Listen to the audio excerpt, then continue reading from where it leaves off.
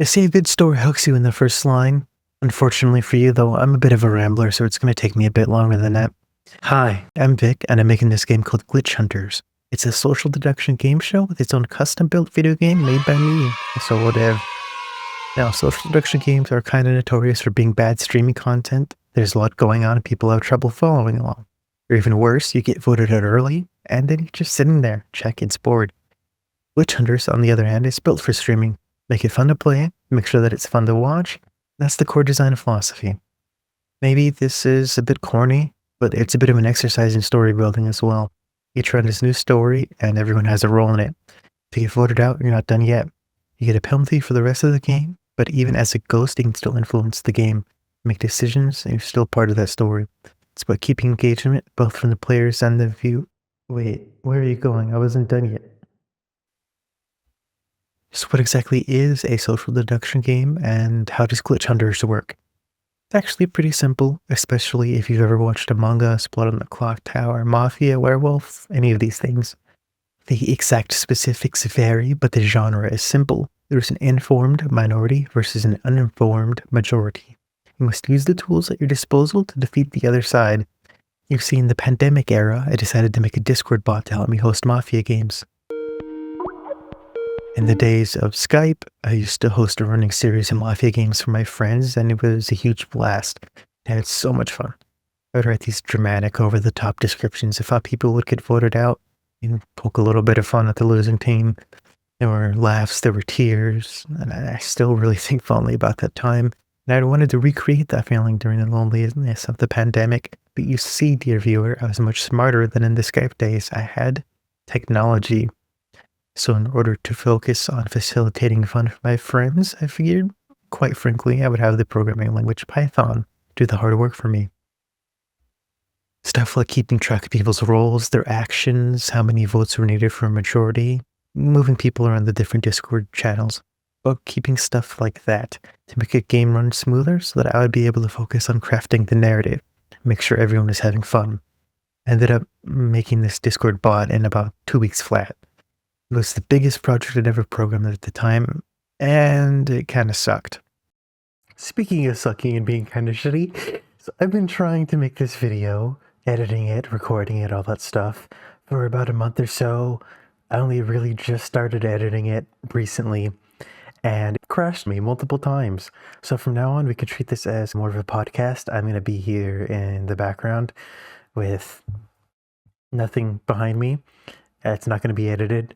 These videos are going to be edited in the future. I just want to be able to spend this time working on the game while I get it into a next phase for bug testing. I've still got the script in front of me here. I'm going to go a bit off script.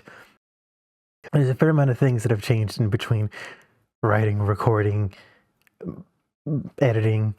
It took me probably 10, 15 hours to edit the 2 minutes you've seen so far, between crashing, between coming back and not knowing where I was. It takes a while to do these things, especially given I have a full-time job and I'm making a game and I'm trying to have somewhat of a social life. Anyways, getting a bit off topic here, let's get back into it. So this Discord bot, it was the first real project I had done in programming, first big one anyways, and it was very... I don't know if ambitious is quite the right word for me, but it was pretty bad. It was terribly coded. My friends were pretty busy. They couldn't really play it. We didn't end up using it, but a thought did sprout in my head. Among Us is pretty big. Blood on the Clock Tower is growing bigger. This was, again, 2 or 3 years ago. I want to get into streaming. I could invite streamers to play, and we could go back to those Skype days where we would just play Mafia and have a good time, where everything was just a little bit simpler. But I gave it a bit more thought, and I had a realization. Mafia and this genre, they just kind of suck in general to stream. I proceeded to do an absolute ton of research about competition in both social deduction games and streams, and I found the following aspects pretty consistently. If you get voted out early, or killed early, that's 10 to 20 minutes minimum where you're just sitting around waiting for the game to be over. You're just watching other people play. And that's pretty bad for streaming, as it turns out. Sure, you can interact with chat during that time, but at that point, it doesn't really feel like you won. It doesn't really feel like you were even in the game. Not satisfying, and it's just not a good stream experience. There's this phenomenon where people will say a video game is good with friends, but most games are good with friends, right? You would certainly hope so. It's a matter of having fun with friends, and the game is doing some amount of work to accommodate that, but I think I can do better. In that respect, Blood on the Clock Tower gets us a little bit better to a good stream game. It kind of works on that. It's my favorite one on the market, to be sure, but the problem with it is it can be very complex. Games can take over an hour. The game host, the storyteller, has to go from person to person, see what they want to do, resolve the interaction, sometimes go back to people. They have to keep all this written down in their head. It's unwieldy. Long downtimes for players and potential confusion for the audience. Now, don't get me wrong, it's a great party game. There's even a lot of Blood on the Clock Tower streamers doing pretty well for themselves. I enjoy a lot of these streams. But again, it's just a bit unwieldy. I sat down and made a list of core design tenets to make a social deduction game by. 1. Players should always have some kind of role in the story. That means when they're dead, when they're winning, when they're losing, everyone should be able to feel like they're able to affect the game in some meaningful way, and that doing so can be beneficial to them at any given point in the game. The game should always be fun to play and to watch. There should be very few occasions where a viewer feels like they're getting a better stream experience on another person's channel, or a player feels like they're just waiting around for the game to end. And number 3, the player should always have the spotlight. There's just enough game for the players to build their stories with. Host is there to maybe nudge things along if they get boring or if balance needs a little bit of adjustment, but at the end of the day, the players are the stars. Where does that leave us? We've got the shitty Python-based Discord bot, some busy friends, and maybe the seed of an idea for a social deduction game. I just decided to make the thing. It's coming along. But I want to deviate from the script a little bit here. I want to talk about, keep on saying that this is a game, and in the previous version of the script, I guess I'm not on script now, I'm ad-libbing, but I keep talking about it like it's a game, but really it's more of a game show. For a variety of reasons, the game itself, the video game, is not going to be released to the public. That is a far distant stretch goal. It would be cool to be able to do that, but for a variety of reasons, that's not something I'm going to be able to do or be able to focus on. So I just want to make it very transparent. That is not a thing that shouldn't be an expectation going into this. Just want to make that clear. Also, I'm going to put the game on the screen for a minute here if you want to come back and take a quick look. I would say at about 90% core functionality and 30 to 50% of my stretch goals in general for the project, in terms of extra functions, extra features, that sort of a thing. In terms of art and graphic design, I'd say maybe about 15%. It's very rough, I know. I'm not an artist, I'm not a graphic designer. I do want to get someone on board with some actual artistic or graphical design skills. I have a lot of respect for people who are able to do that sort of thing. And I certainly hope that I'm able to hire someone to bring somebody on. I'm not charging for people to access this, and I'm kind of poor right now. Hiring somebody might be a little bit difficult, but maybe down the line. The credits for the icon should be on screen. I didn't make those, but I did make everything else. It's all dev art. There is a lot of polishing left to do, as is probably very apparent, both in art, graphic design, programming, just little things like sound effects, particle effects, whatever. Intuition, the game runs intuition-wise. There's a lot of polishing. I spent 2-3 years developing this part-time, ebbs and flows of programming, that sort of a thing, to be able to get this to where it is now.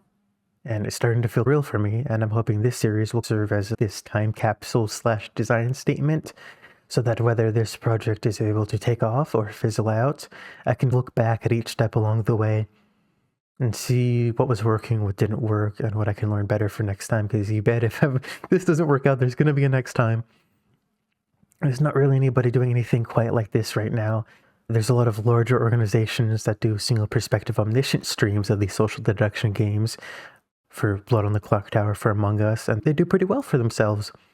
but far fewer consistent groups that do these social deduction games as sort of a set of individual creators. And I think I can fill that gap with this being more of a game show designed around streaming as opposed to a social deduction game that's intended to be quote-unquote fun with friends. Not to knock it, but well, okay, so this is the part of the script.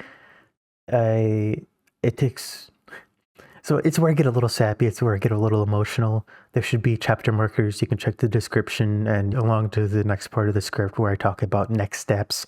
If you're interested in joining my streaming schedule, that sort of a thing. If you want to skip ahead, go for it.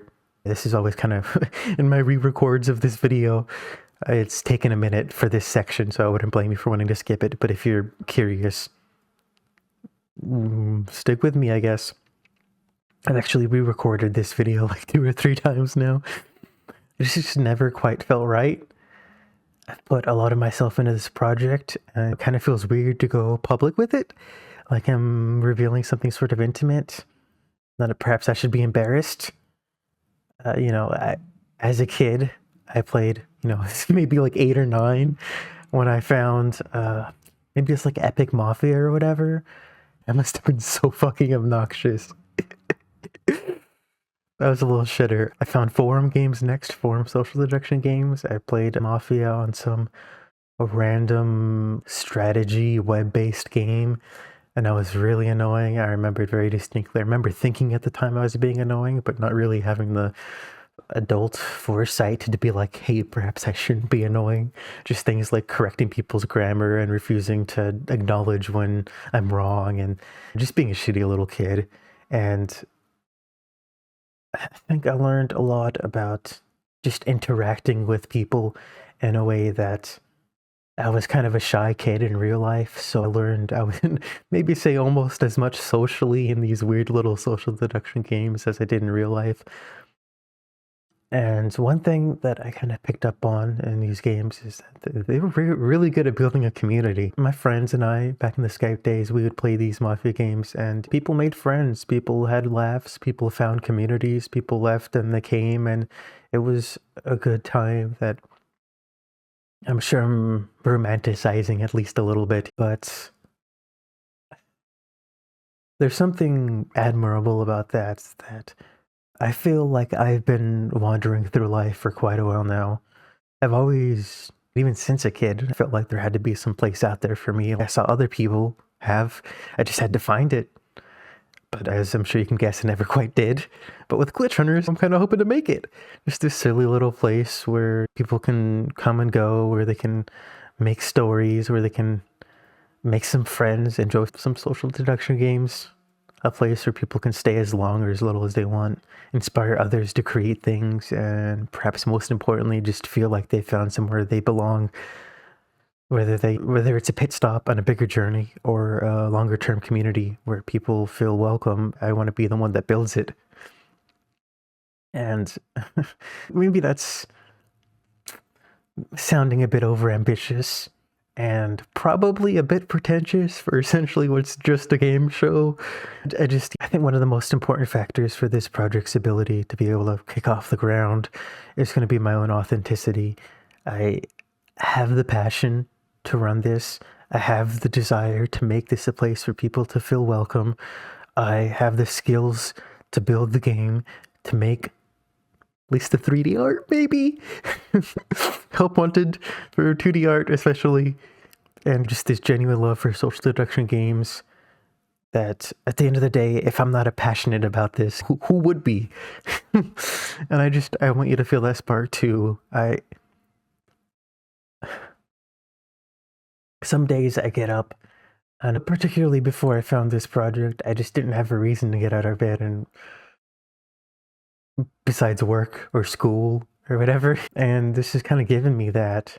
And if I can provide a little social deduction game show for people to look forward to the weekend, whether they're playing it in it or watching it, I just want you to feel that too. If this project fails because I'm too passionate and open about my feelings about it, that's cool. I'm fine with that. I'd rather crash and burn spectacularly than be meek about what I mean for this. And I don't mean to impose that idea of community on people. If people just want to play a game show, that's super cool. I'm glad I get to share that with people. I'm glad I get to share that passion with people. Even if it's just a place for people to come and play a game show, that's cool with me. I just appreciate them and you for coming along this ride with me. And at least I'll have made something I'm proud of. And that's what I want this video series to be about. These devlogs will be one part technical retrospective on making the video game, the programming, the game design, one part deep dive into the social deduction genre, things like how did I come up with the core tenets of the game show, how did it go from a game to a game show, my thoughts on the genre in general, and then one part me just kind of rambling about how I'm feeling like in the past section. I think it's important that people see what the ride is like. Trying to figure out how to make something like this, both in terms of making this little niche and being a solo dev, creating this ambitious project, being the programmer, the artist, the community manager, the game show host, being everything, and hopefully making you want to make something niche and ambitious as well. In any case, thanks for watching. The next episode should come out pretty soon. It'll also be podcast style. I have some ideas for how to make this easier to edit while still having a high quality video. I promise more videos in the future will be like the first 2 minutes of this one.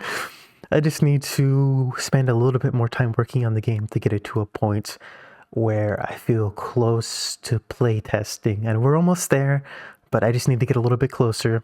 The next episode should be out soon. It'll focus on design, how I came up with the core tenets and some of the technical aspects of the game. If you're curious about the mechanics, things like my research on the social deduction genre, stuff like that. Why I chose the Godot engine, that's a good one. If you're interested in playtesting, I have a link down in the description. You can message me on Discord. Quick note from Future Vic here. I just want to point out that it kind of sounds like Past Vic is saying you have to be a streamer in order to do the bug test or the playtest, but that is not the case. You don't have to stream at all to do either.